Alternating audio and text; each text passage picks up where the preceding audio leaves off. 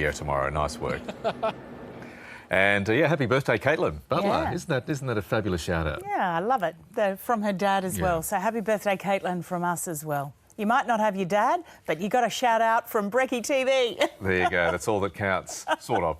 OK, now, not so long ago, there were really only two choices when it came to dealing with the remains of loved ones. It was either burial or cremation. But now there are new ways to remember your dearly departed.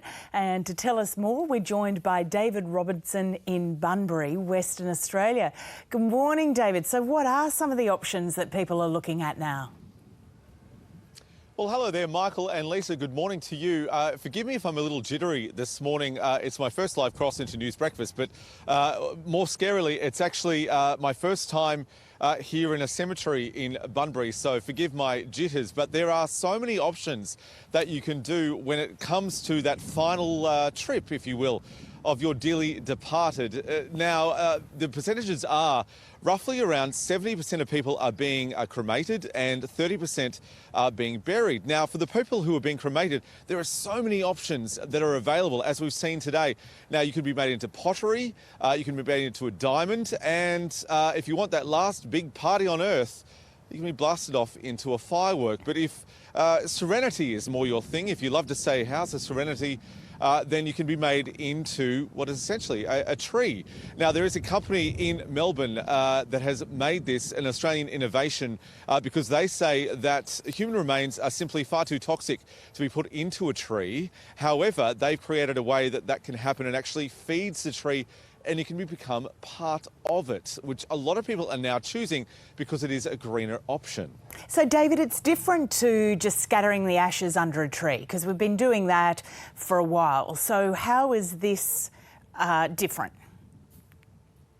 Well, that is very true there, Lisa. You can't put the ashes into the tree because it will actually kill the tree and damage the surrounding soil. So they've created this technique that actually makes them, well, more like energy for the tree. So the nitrogen, the potassium, all of that kind of thing that we have in our bodies now can actually go into the tree, but it needs to be treated prior to doing that because it will damage the surrounding environment. So it's certainly an Australian innovation, and around the world, people are looking at this and thinking, well, this might be an alternative option to just putting the urn into a wall.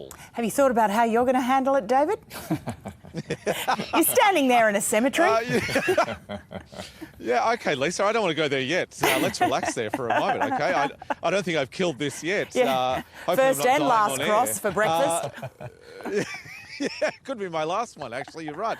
No, look, there's no plot here that I'd prefer if we could do this again, Lisa and Michael, if you don't mind.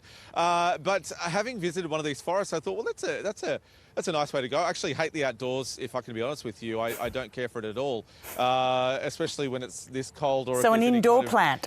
Animal or creatures. Yeah, I'm an indoor plant. That's exactly right. Which I believe you can have an option of. If you want it to be an indoor plant, you can do that. I'd like to think I would be a succulent or a palm tree. Can you have a palm tree indoors? I'm not sure. You can. I think we can work on it. David Robinson, thank you very much for having a chat.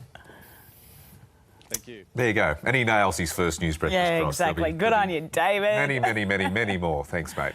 OK, let's take it to Britain now. And a second World War veteran has taken to the skies in a Spitfire